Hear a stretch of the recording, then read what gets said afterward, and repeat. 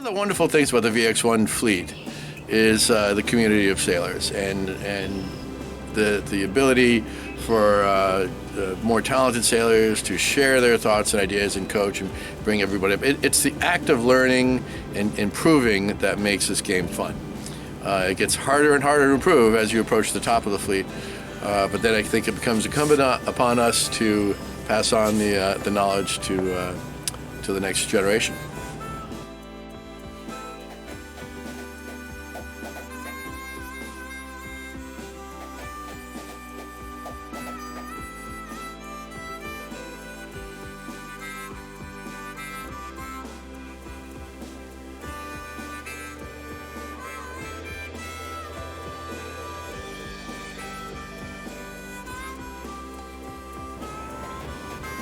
In this first video, we're going to focus on light air upwind sailing.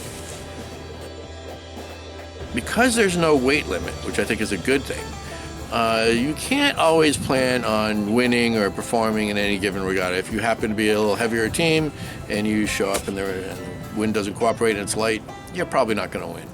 And vice versa, if you're a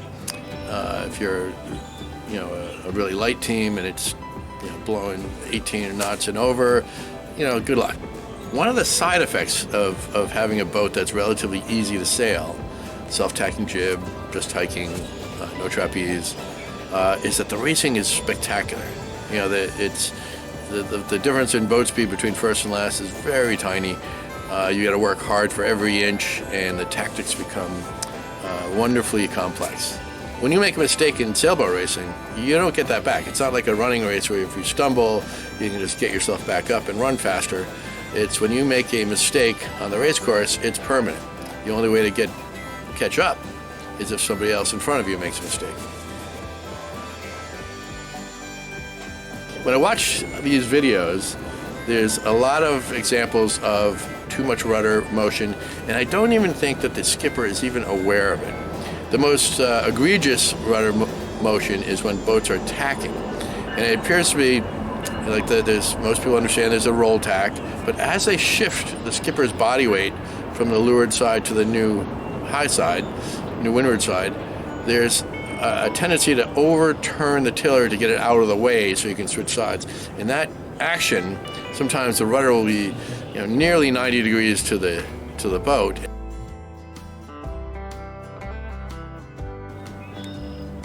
It's a great sequence of tacks from Chris Alexander and his crew. You'll notice that they're not overly aggressive in the flattening. The keel has a big bulb on the bottom. There's not a big push, like if you're watching a video on collegiate like FJ racing or some laser sailing, they have an enormous roll and a very violent flattening. It doesn't seem to work with these VX1s. They sort of have a flat bottom with two chines. They don't have that round, smooth roll. It's much better to carve through the tack.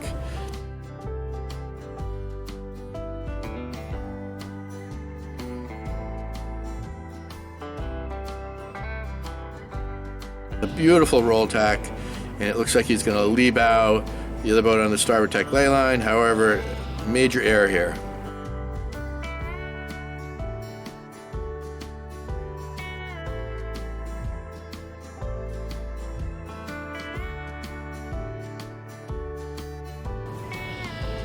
Tacking a VX1 in light air is just like any other boat. It's not a push. You're not going to push the tiller into a tack. You're going to allow the boat to tack. You're going to let the boat tack. I say, a tack is you're letting the boat tack. You're not pushing. So let, not a push. And as the boat starts to roll into its tack, you're just using the tiller very gently to moderate the rate of that turn. In flat water, that could be a really slow rate. You're lofting the boat up into the wind, getting fantastic VMG, and then you're going to land it at the right angle. When there's big choppy waves and the boat is vulnerable to a speed crash while you're head to wind, you might have to tack at a faster rate. You might have to slap it over and reestablish your speed again. So the cadence, the rate of that turn is going to vary from condition to condition. But you don't want to use too much rudder angle. Most people slap the rudder over too far, and they're doing that so that they can get their body weight across the boat. They're not even aware of how much rudder motion they're using.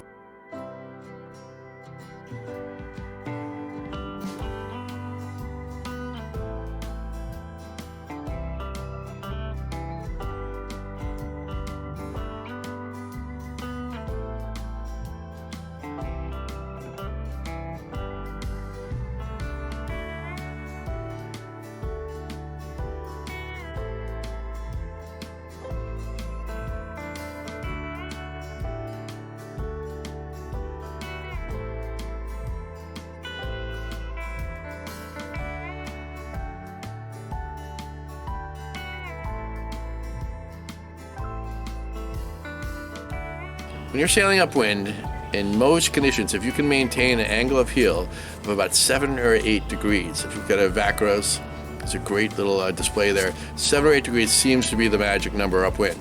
It's difficult though, because the feedback from your tiller is very small at that low angle.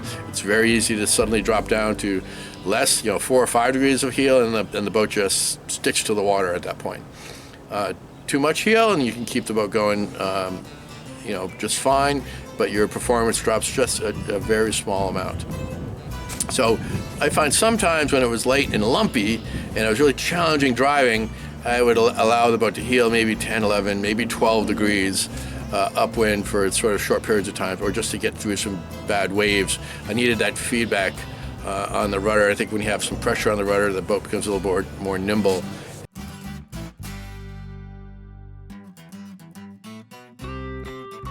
So you want to start your duck early enough to get some speed, let it build. It takes a few seconds for the boat to accelerate, but you need perfect sail trim, and it's a left turn as you cross the transom to get it right back up on speed. So if you do a proper duck is really passing that starboard tacker.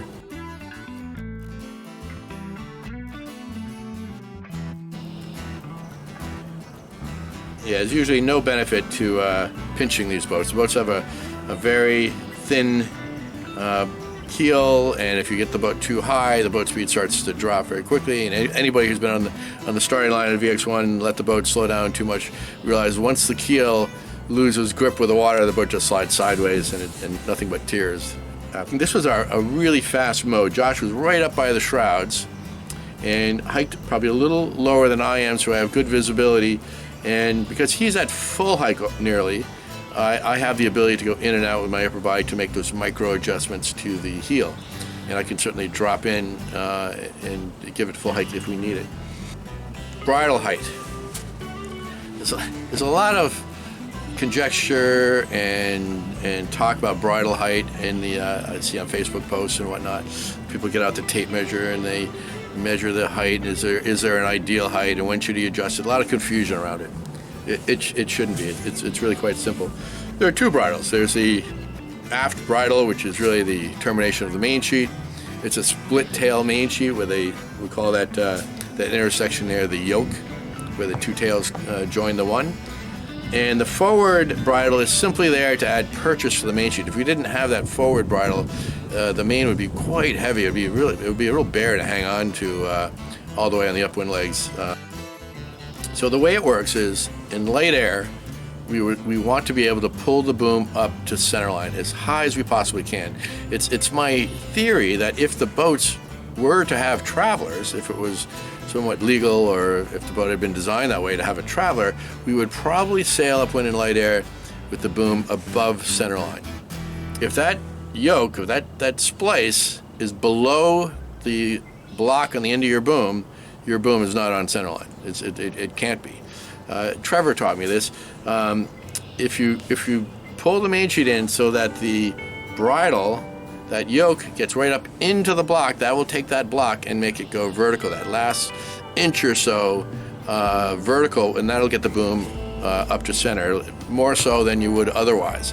And when I watch these videos, I see the vast majority of people in light air having the bridle way too low.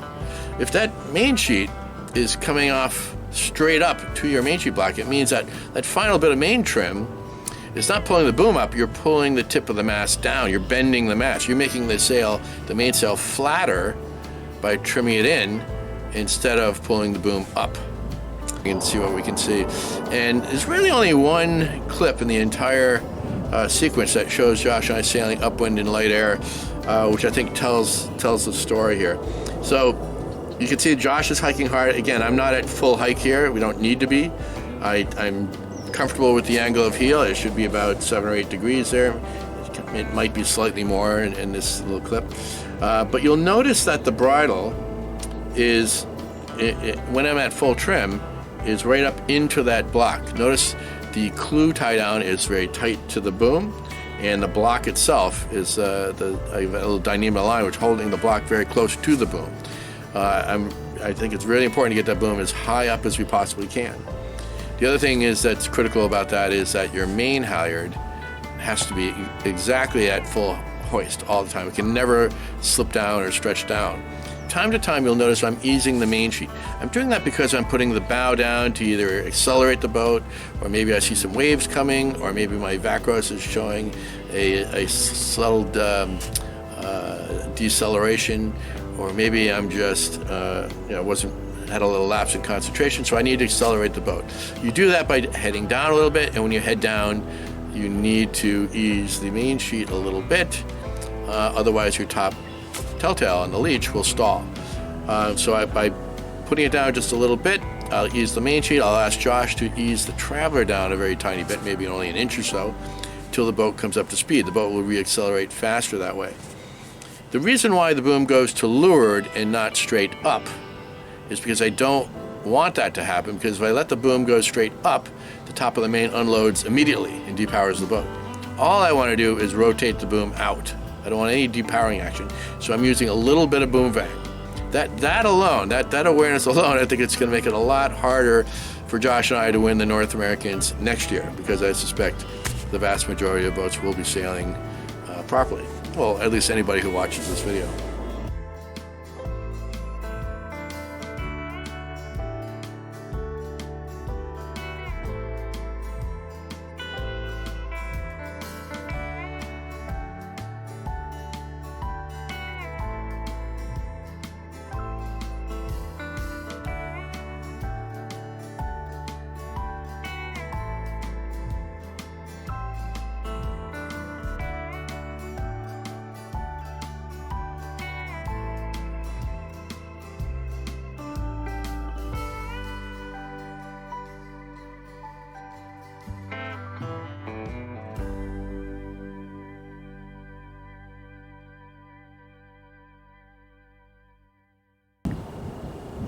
You notice this boat in the background has some overbend wrinkles in their mainsail, or inversion wrinkles. In other words, it's direct evidence that the mast is bending more than the sail can absorb. So in light air, in these light air videos, you want your mainsail deep. You don't want to see overbend, over flattening wrinkles.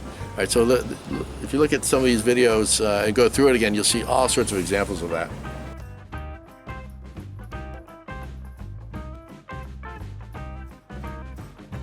The first year I had the VX1, I sailed the boat like it would any other keel boat or any other boat, is to try to sail with a rig loose in light air in an attempt to get the headstay to sag. A sagging headstay allows for a deeper, juicier jib. And that's usually the way most boats set up. But the problem was, every time I'd get in the boat in light air, I would trim the main in, and I could not get that second batten down, not the gaff batten, but the second batten down. I could not get that batten to trim up so that the leech telltale would go under stall. When I kept pulling the main, the mast just kept bending and bending and bending at me. I had nothing to pull against, and I'd end up sailing upwind in light air with like a tremendous amount of main sheet tension.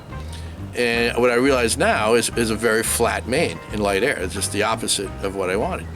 But on this night, I got to the boat late with the rig too tight. When I came off the line, I suddenly realized for the first time in a year and a half of sailing the boat that when I trimmed the main in, suddenly the leech telltales would react. I could over trim the main, because the lowers were pulling the middle of the mast back. The masts were straighter, less bend, and suddenly now I had to ease the main sheet out. I could trim it. I could adjust the sail so it got exactly at that point of maximum power, just when those leech telltales were flicking in and out of stall. At the moment that happened, the light bulb went off, and I realized that what everybody had told me made sense. Doug Clark was saying to me at the previous North Americans, you got to set your lowers so the mainsail looks right. I had no idea what he meant by that. What do you mean looks right? What he meant was, I don't know if Doug was holding back on me, or he just wasn't describing it, or I wasn't listening as well as I should have been. But if the lowers are too loose, when you trim the main in, the mast just bends and it gets too flat. And same thing with the traveler. If the bridle is too low, that just contributes to the problem. You just keep pulling the sail in, and you're pulling straight down on the back of the boom. There's no lower tension to restrict mast bend, and suddenly the main just gets way too flat. The main gets flat like you would sail it in 20 knots of breeze, when you've got like 4 knots of breeze. So it's just simply the idea that you need to tighten your lower shrouds to keep the mainsail full. The downside of that is it will make your head stay too tight. But the boat's got a big main, small jib. You're just not, you have to sacrifice something to gain something else. It's more important to have the mainsail deep and juicy and have the leech on the verge of stall than it is to get a little bit of sag in your head stay.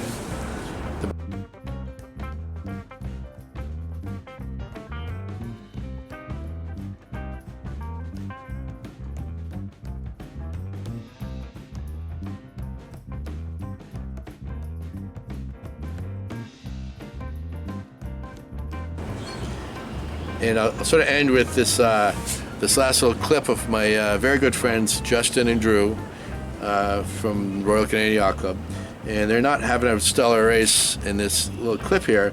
But when I look carefully at it, I can see Drew not hiking. He's sitting in the boat. They're underpowered, and when I look at their main, just forward of that lower batten and below the numbers, those big sort of diagonal creases. That's the main turning inside out. It's it's a sign that the sail is far too flat. If they would simply just raise their bridle up a little bit, tighten their lowers, I guarantee you that they'll finish 10 places better. Of course, that's assuming no one else does the same next year. All right, well, that's pretty much it for light air sailing. There's a billion other little nuanced things that we could talk about, but this will make a big difference for a lot of people. Thanks for watching.